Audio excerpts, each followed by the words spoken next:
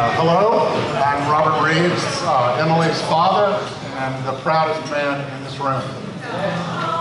Now given the seemingly impossible task of maintaining my composure while I talk to you about this radiant bride who was once my little girl. But first, I want to welcome each and every one of you. I'm joined in that welcome by Emily's mom, Elise, by Teresa, her loving stepmother of 21 years, by Debbie and Carl, Nathan's mom and dad, and by Emily's godmother, Linda Rosenbaum. These are great folks. Each one of you here has played some role, large or small, in bringing us to this day, to this place, and adding this new branch to the Fry and Reeves family trees. Thank you for your part in that, and thank you for joining us on this special day. What a beautiful occasion it is. Emily and Nathan imagined it, and through an enormous amount of hard work and 1,000 decisions, created the wedding they wanted. And it is truly splendid. Congratulations.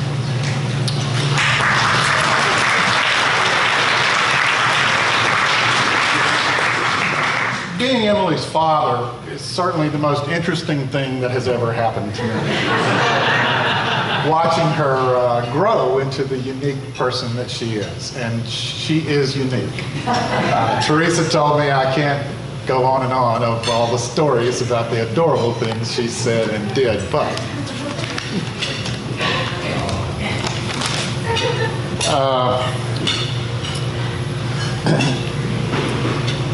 Emily has always been full of surprises, never greater than when she arrived over 6 weeks prematurely with a host of health issues. Her very survival was in doubt for a while.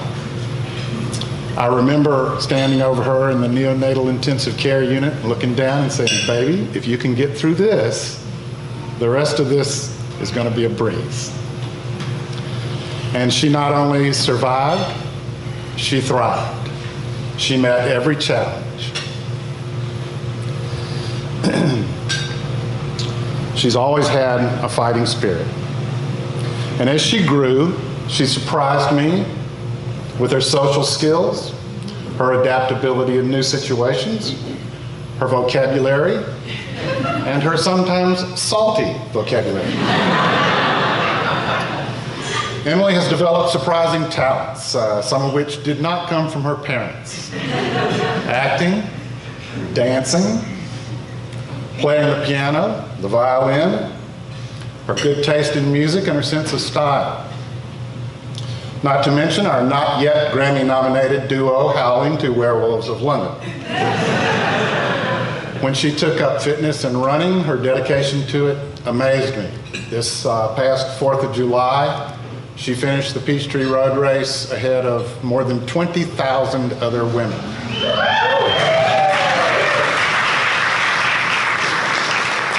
Did I say she'd be a little competitive?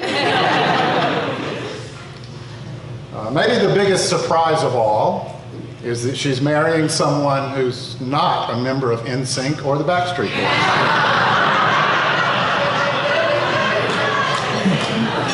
And because Emily is petite and pretty, you might think she's shy. Not so much.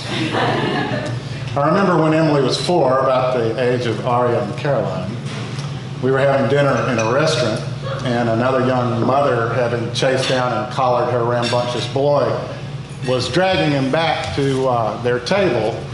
And as she passed us, she nodded to Emily and said to the little boy, "Why can't you act nice like that little girl?" And Emily looked straight up at her and said, "I'm a big girl, lady."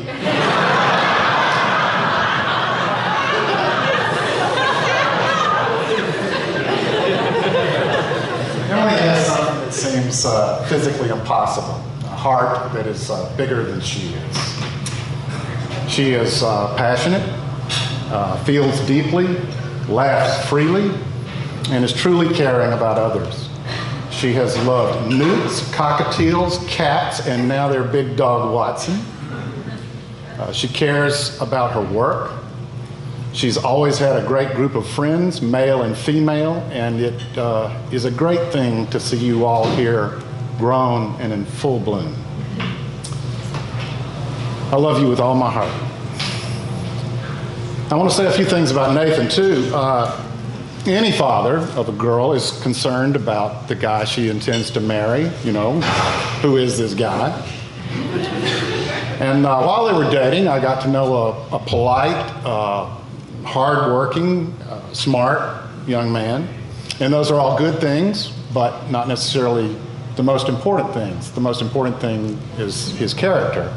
And when I got a chance to find out his character, I was paying close attention. And these are a few things that stood out to me.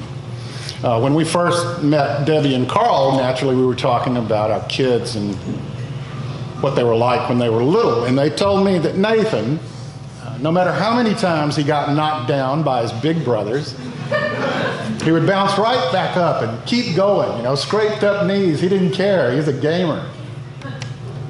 And I want to fast forward until the last year, and Nathan bought a new car. And within a matter of days, somebody sideswiped it. And Emily called me and said, I could not believe how calm he was.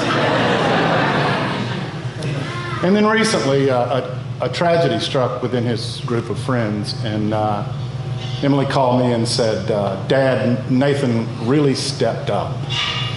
And so the ability to bounce back up when you've been knocked down, to stay calm under stress, and to step up during the hard times are three characteristics I'm very glad to know that the man who has married my daughter has. So when Nathan asked my permission to propose to Emily, after I said yes, he said, do you have any advice? Well, I don't have much, but I would advise you, Nathan, to use the romantic words, I'll clean up, sweetheart. Often. And Emily, you should always be positive and supportive of Nathan. For example, of course Clemson will go undefeated, honey.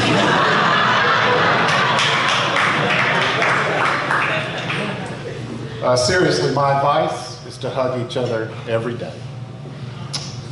And if you are blessed with one or more children, I hope they will be to you what you have been to me, the source of the greatest joy.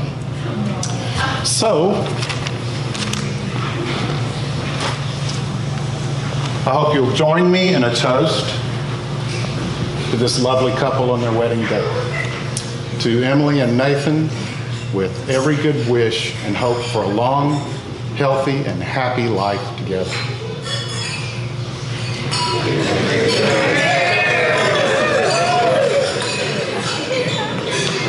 One more time, a huge round of applause. My man, Robert.